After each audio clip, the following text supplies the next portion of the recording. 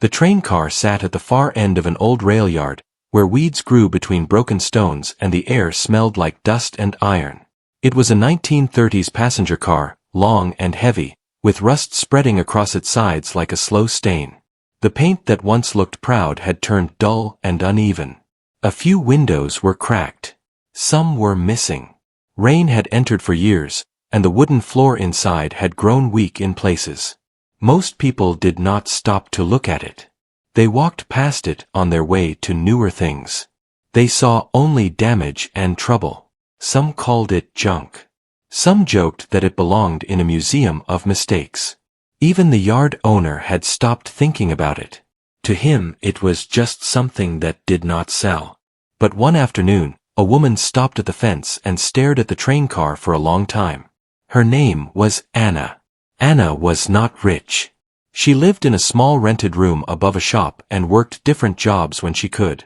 Sometimes she helped in a local bakery. Sometimes she cleaned offices at night. She saved money slowly, always careful with what she spent.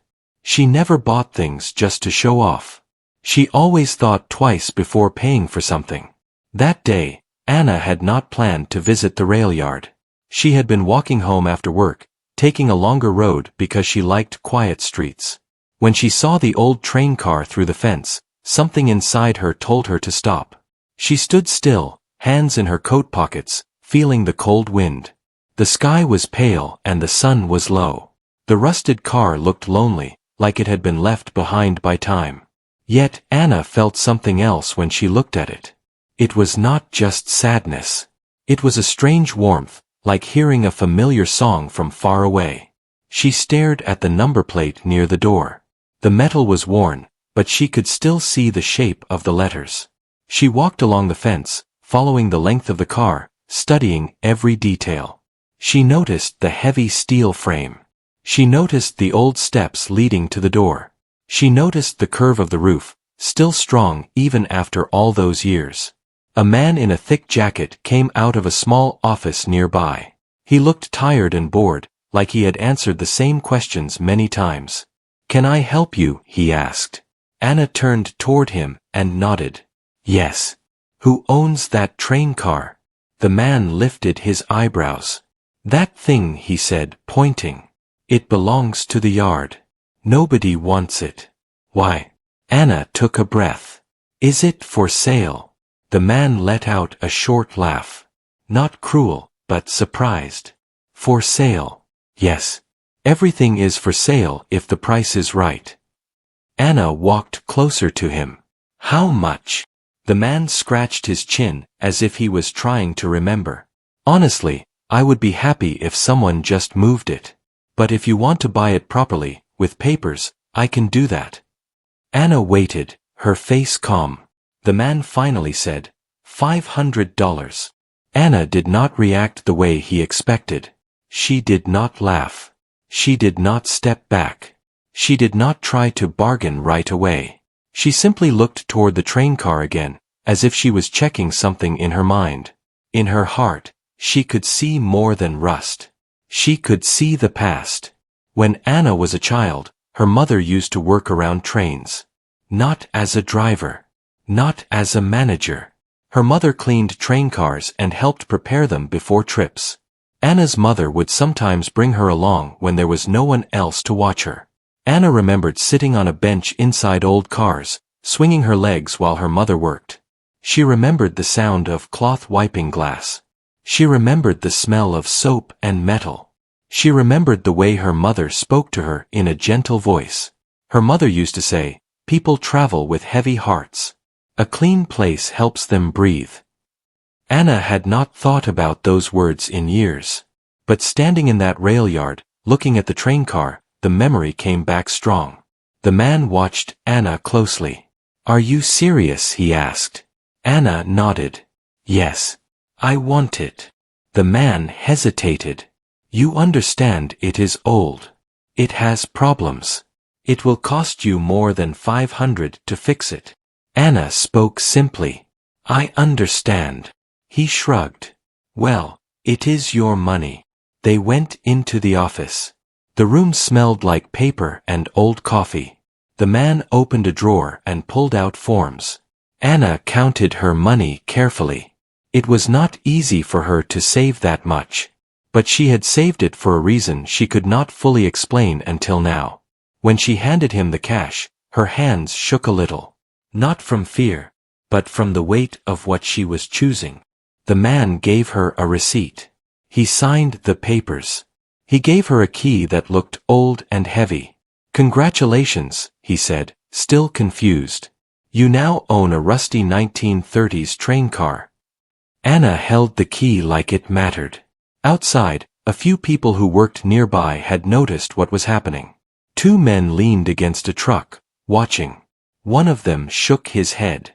"Why would anyone buy that?" he muttered. Another person laughed softly. "Maybe she wants to live in it." Anna heard them, but she did not answer.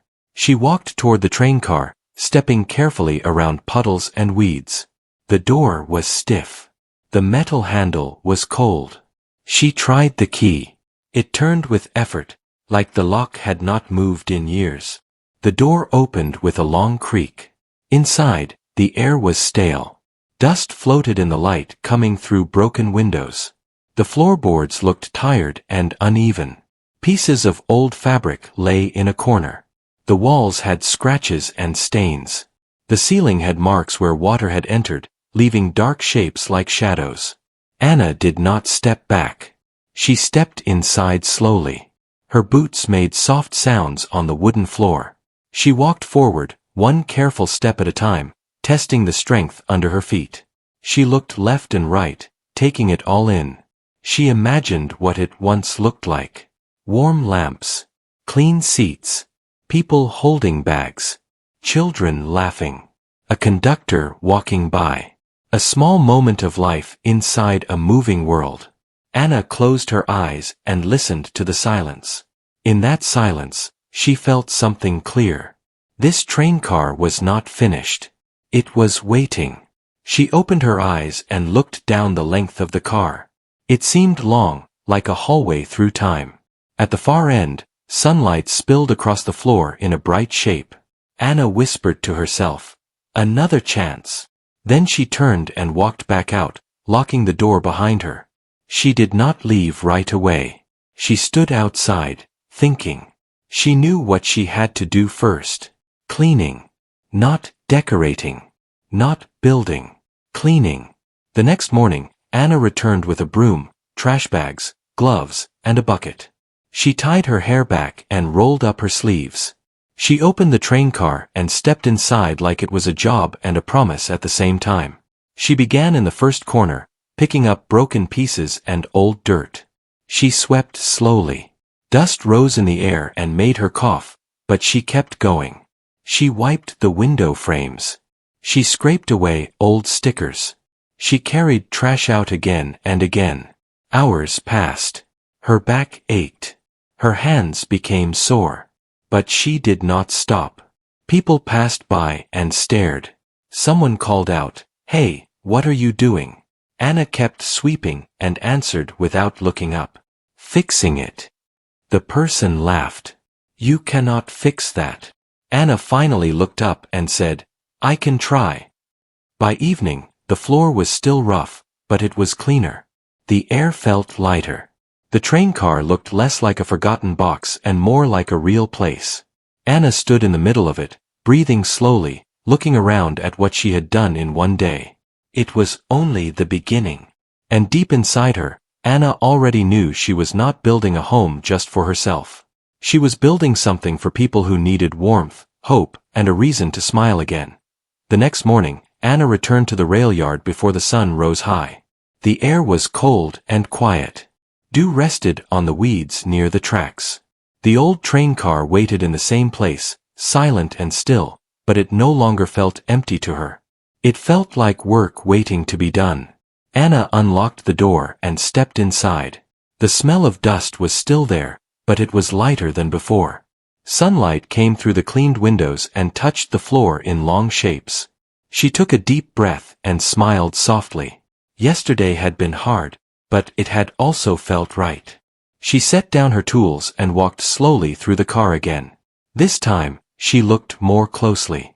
She pressed her foot on weak boards to test them. She touched the walls to see where the wood was still strong. She looked up at the ceiling and counted the places where water had entered in the past. Anna knew she could not fix everything at once. She also knew she did not have much money, so she made a simple plan. She would work step by step. She would repair what was most important first. Safety came before beauty. She started with the floor. Using old boards she found nearby and a few she bought cheaply, Anna replaced the weakest spots. She worked slowly, measuring carefully, cutting by hand, and fitting each piece as best as she could. It was not perfect, but it was strong. Each new board felt like progress. Her hands hurt. Small cuts appeared on her fingers. She wrapped them with cloth and kept going. She stopped only to drink water and rest her back against the wall for a few minutes.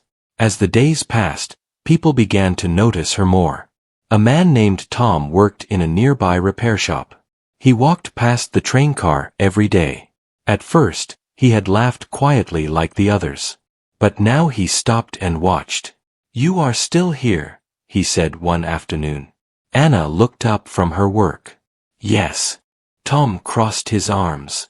"That car has been dead for years." Anna wiped her hands on her pants.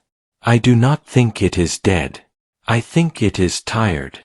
Tom frowned, unsure what to say. He looked inside the train car.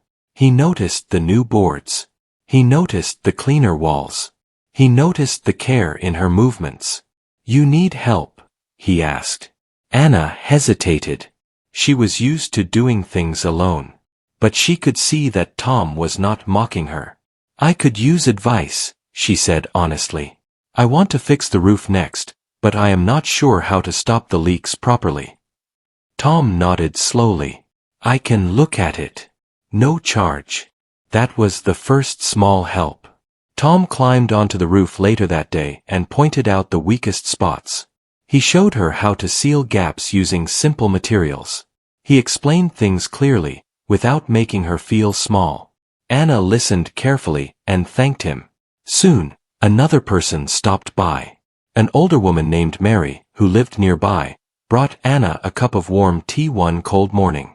"I see you working every day," Mary said. "It reminds me of my husband. He used to fix old things too." Anna accepted the tea with both hands. "Thank you." Mary looked inside the train car and smiled. "You are giving it a second life." That phrase stayed with Anna. As the roof repairs continued, the inside of the train car grew drier. Rain no longer dripped through the ceiling. The dark stains stopped growing. Anna felt relief each time a storm passed without damage. Next came the walls. She sanded rough areas and cleaned old marks. She repaired cracks where she could. She painted with soft, warm colors she found on sale. Light cream and gentle brown replaced the dull darkness. The space began to feel calmer. While working, Anna often thought about her mother. She remembered watching her mother clean train cars late in the evening. She remembered the care in her movements. Her mother never rushed. She always said that a clean space could calm a tired heart. Anna worked with the same care. One evening, as she rested on a small stool, she heard footsteps behind her. She turned and saw a young boy standing at the door with his father. "Is this a house?" the boy asked. Anna smiled. "Not yet. But it will be something special." The boy's eyes widened. "Can people go inside one day?" "Yes," Anna said gently. "That is the plan." The father nodded. "Good luck," he said before leaving. At night, Anna returned to her room tired but hopeful. She wrote notes in a small notebook. She drew simple plans. She thought about what the train car could become. She did not want it to be just a place to live. She wanted it to be a place where people could rest. A place where stories could be shared. A place where someone who felt alone could sit and feel safe, even for a short time. She remembered her mother again. After her mother passed away, Anna had felt lost. The world felt loud and rushed. She often wished there was a quiet place where she could sit without being asked to explain herself. That was when she understood. She was not fixing a train car only because she loved old things. She was creating the place she once needed. As weeks passed, the rail yard changed its mood around the train car. People no longer laughed when they passed. Some stopped to watch. Some asked questions. Some brought small things they no longer needed, like a chair, a lamp, or spare wood. Anna accepted only what she could use. She cleaned each item carefully. She repaired what she could. She placed things thoughtfully inside the car. A small table near one window. A bench along the wall. Soft lighting that made the space feel warm in the evening. One night, Anna stood inside the train car after finishing for the day. The floor was solid. The roof was dry. The walls were clean. The air felt peaceful.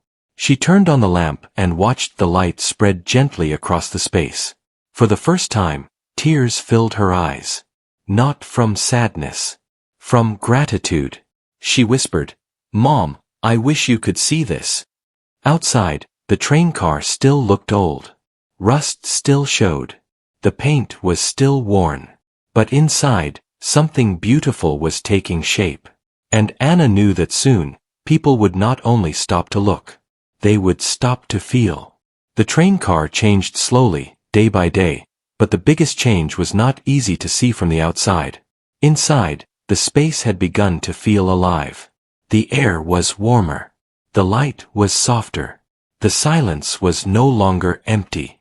It felt calm, like a deep breath after a long day. Anna arrived early every morning. She unlocked the door, stepped inside, and stood still for a moment. She did this every day. It helped her remember why she started. It reminded her that this place was not just wood and metal. It was becoming something that held care. Her next task was the seating. The old benches were broken and unsafe. Anna removed them carefully, saving any wood that could still be used. She cleaned the boards, sanded them smooth, and built simple seats along the walls. She added cushions made from fabric she found at a local shop for very little money. She chose soft colors that felt gentle on the eyes. When she placed the cushions, she sat down and tested them herself. She closed her eyes and leaned back. It felt right. Word began to spread. People from nearby streets started stopping by more often. Some came out of curiosity. Some came because they had heard that something unusual was happening in the old rail yard. A woman named Rose came one afternoon with her sister. They stood at the door, unsure if they were allowed inside. "You can come in," Anna said kindly. They stepped inside and looked around slowly. "This does not feel like a train car anymore," Rose said. Anna smiled. "It still is one. It just remembers how to care again." Rose touched the wall gently. "My father used to travel by train for work," she said. "This place makes me think of him." Anna listened quietly. She did not interrupt. She understood how memories moved when given space. Soon, more people shared small stories like that. A man spoke about his first job. A young woman talked about long trips she used to take with her family. An older man simply sat down and stayed quiet for a long time. Anna realized something important. People were not coming to see what she built. They were coming to feel what it allowed. She decided the train car needed warmth, not just in feeling but in temperature. Cold nights were coming. Anna bought a small heater that was safe and simple. She placed it carefully, making sure it did not touch wood or fabric. When she turned it on, warm air moved gently through the space. That night, she stayed late. She sat alone inside the train car, listening to the soft sound of the heater. She thought about her life. She thought about how many times she had felt invisible. How many times she had wanted someone to notice her effort, not to praise her, but to understand her. This place understood her. One evening, Tom returned with a small box. "I found some old lamps in storage," he said. "They still work." Anna opened the box carefully. The lamps were simple, with warm yellow light. "These are perfect," she said. Tom shrugged. "Better here than collecting dust." They installed the lamps together. When they turned them on, the train car looked like a place from another time, gentle and welcoming. Mary visited again too. She brought a small blanket she had knitted herself. "I think someone will need this," Mary said. Anna accepted it with care and placed it on one of the seats. As more items arrived, Anna became careful not to overcrowd the space. She believed empty space mattered as much as filled space. People needed room to breathe, to think, to sit quietly without feeling watched. One afternoon, a man named Leo entered the train car and sat near the window. He did not speak. He stared outside for a long time. Anna was working at the other end, fixing a small shelf. After some time, Leo stood up. "Thank you," he said softly. "For what?" Anna asked. "For making a place where I can sit without explaining myself." Anna nodded. She understood completely. That night, Anna walked home under a clear sky. She felt tired but steady. For the first time in a long while, she felt like her life was moving forward, not fast, but with purpose. But change always brings attention. One morning, Anna found a note taped to the door of the train car. It was short and cold. "This place is not allowed. You need permission." Her hands shook slightly as she read it. She knew the rail yard had rules. She knew this day might come. Fear tried to rise in her chest, but she did not let it take over. She took the note down and folded it carefully. That afternoon, she went to the yard office. The same man who sold her the train car sat behind the desk. "What is going on?" Anna asked calmly. He sighed. "Some people complained. They say you are bringing strangers here." Anna took a breath. "I am not doing anything harmful. People just sit. They rest." The man leaned back. "Rules are rules." Anna looked him in the eyes. "Then tell me what I need to do to follow them."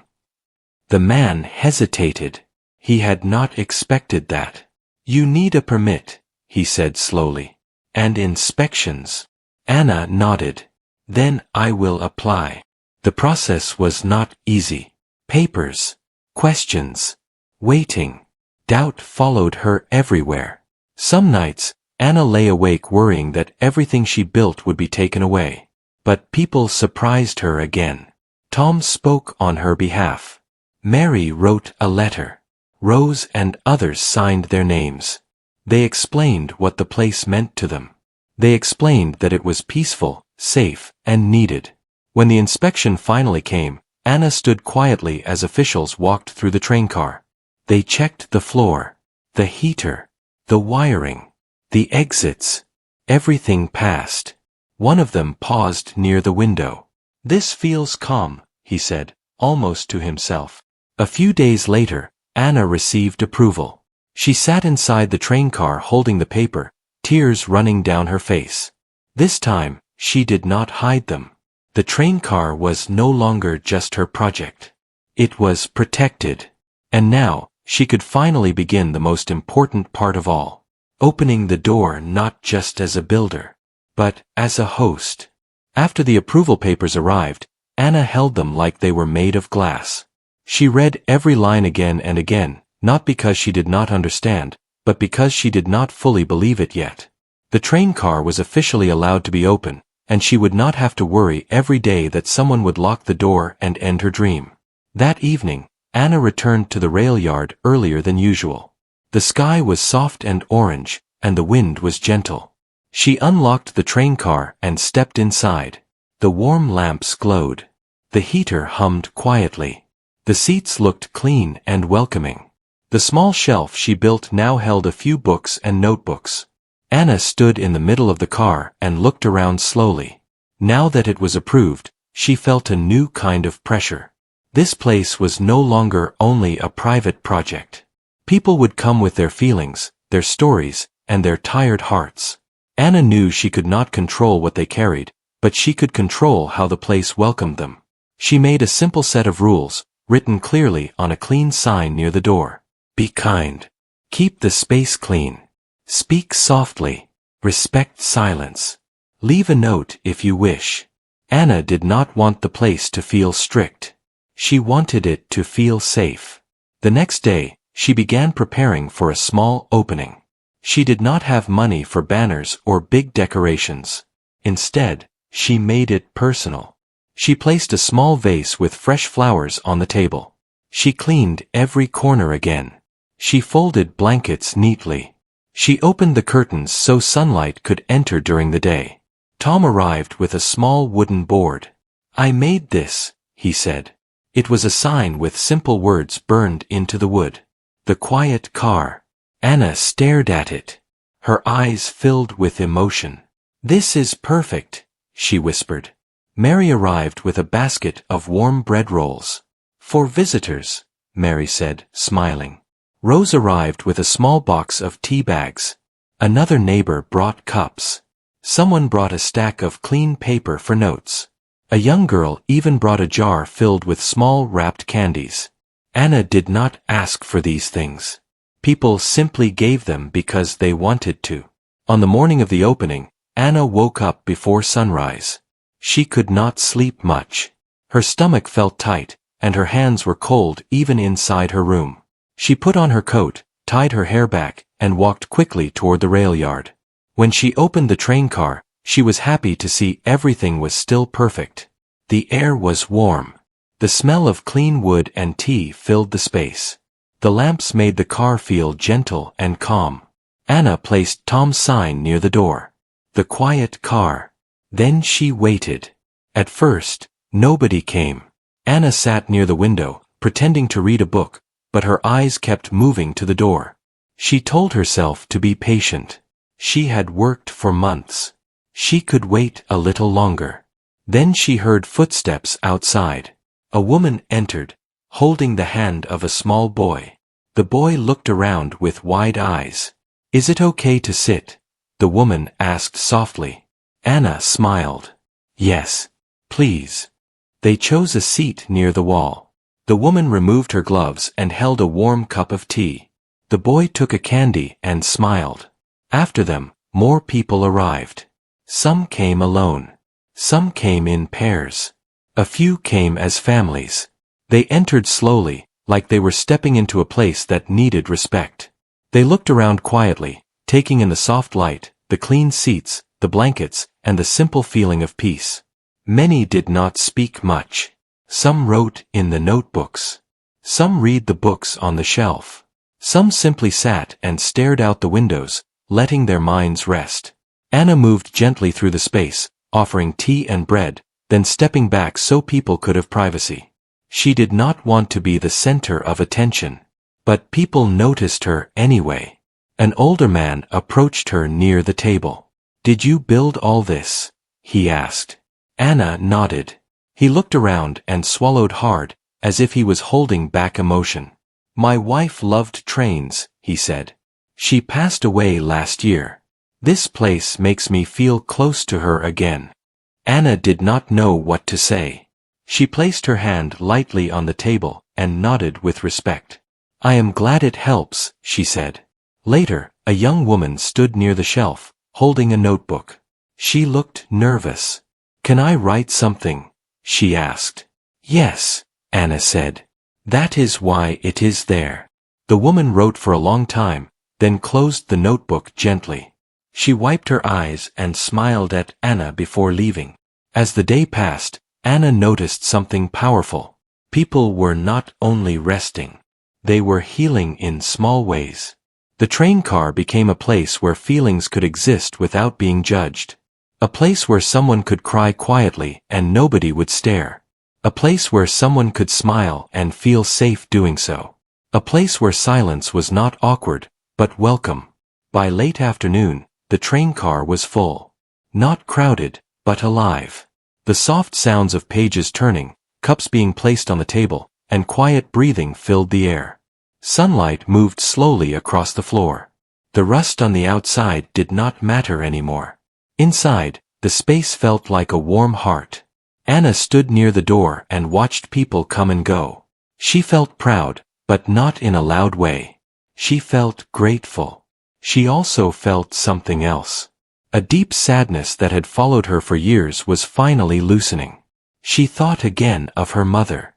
Her mother had spent her life cleaning train cars so strangers could travel in peace. Most people never noticed her work. Most never thanked her. But her mother kept doing it because she believed it mattered. Anna understood now. She was doing the same thing in a new way. As the last visitors left that evening, Anna started cleaning quietly. She collected cups. She folded blankets. She wiped the table. Tom stayed behind to help. "You did it," Tom said softly.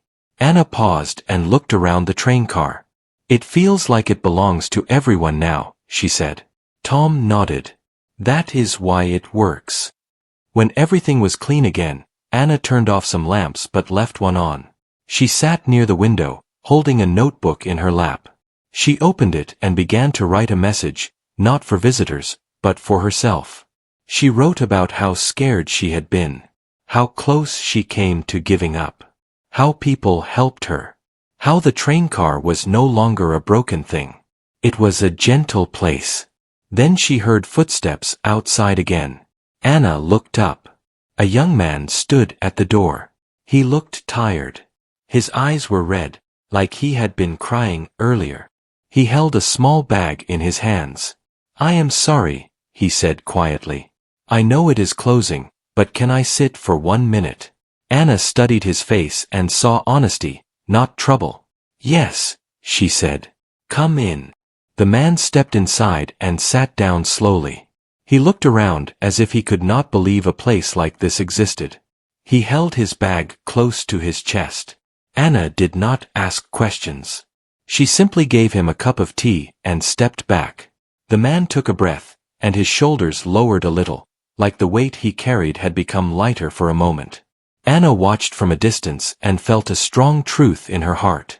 This was why she bought the train car. Not for money. Not for fame. But for moments like this, when a person needed a quiet place to breathe.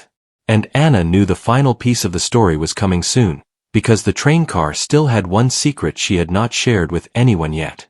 The train car rested quietly under the early morning light. The rail yard was calm, with only the sound of distant birds and soft wind moving through weeds. Inside the car, Anna sat alone near the small table, holding a worn notebook in her hands. This notebook was different from the others. It was older. The cover was faded. The pages were yellow and soft at the edges. Anna had kept it hidden until now, not because it was secret, but because it was personal. It had belonged to her mother. Anna opened it carefully. Inside were simple notes written in neat handwriting. Lists of cleaning tasks. Short thoughts. Small reminders. On one page, her mother had written a sentence that Anna remembered well. "Care is a quiet kind of love." Anna closed the notebook and pressed it gently against her chest. For a long time, she had carried sadness and regret. She had always wished she had done more for her mother while she was alive. She wished she had said thank you more often. Now, standing in this train car, Anna finally felt close to her again. That day, Anna decided it was time to share the last part of her vision. She placed a small sign near the notebook shelf. "If you wish, write a letter to someone you miss or someone you forgive. No names required. Just words." She placed her mother's notebook beside it, not for people to write in, but to sit as a reminder. When the train car opened that morning, people arrived slowly as usual. Some noticed the new sign and paused. Some picked up paper and sat quietly. A woman wrote for a long time, then folded her paper and placed it in a wooden box Anna had prepared. A man stared at a blank page for several minutes before finally writing just one sentence. A teenager wrote quickly, then smiled in relief. Nobody was forced. Nobody was watched. The box slowly filled with folded letters, each one holding something heavy that someone was ready to release. Late in the afternoon, the young man from the night before returned. He looked different. His shoulders were straighter. His eyes were calmer. "I came back to say thank you," he said. Anna nodded. I am glad you did. He looked at the sign and the box. Can I add something? Yes, Anna said. He wrote carefully, folded the paper, and placed it inside. Then he took a deep breath, like someone stepping out of water after a long time. As weeks passed, the train car became known beyond the neighborhood. People traveled from other parts of the city to visit. Some came after hard days. Some came during quiet mornings. Some brought friends. Some came alone. Still, the place never felt crowded. People respected it. One afternoon, a local reporter arrived. She had heard about the train car and wanted to write a story. She asked Anna many questions. Why did you do this? The reporter asked. Anna thought carefully before answering. Because everyone needs a place where they are not asked to be strong. The story was published a few days later. Pictures showed the rusty outside and the warm inside. The words spoke of kindness, patience, and quiet care. People were moved. Letters arrived. Messages were sent. Some people cried after reading the story. Donations were offered, but Anna accepted only what was needed to keep the train car safe and clean. She refused to turn it into a business. This place was not for profit. It was for people. One evening, Anna unlocked the box of letters for the first time. She did not read them all. She did not want to know every detail. She simply held the box and felt its weight. It was heavy with trust. She carried the box to the far end of the train car, where she had built a small shelf. She placed it there gently. This was not an ending. It was a beginning. Months later, on a quiet afternoon, Anna sat inside the train car when a familiar voice spoke behind her. You did something special here. Anna turned and froze. A woman stood at the door who looked very much like her mother. The same gentle eyes. The same calm posture. For a moment, Anna could not breathe. Then she realized. It was not her mother. It was a woman who had worked with her mother many years ago. My name is Helen, the woman said softly. I used to clean train cars with your mother. I recognized your face in the paper. Tears filled Anna's eyes. Helen stepped inside and looked around slowly. She touched the walls. She sat down on a bench.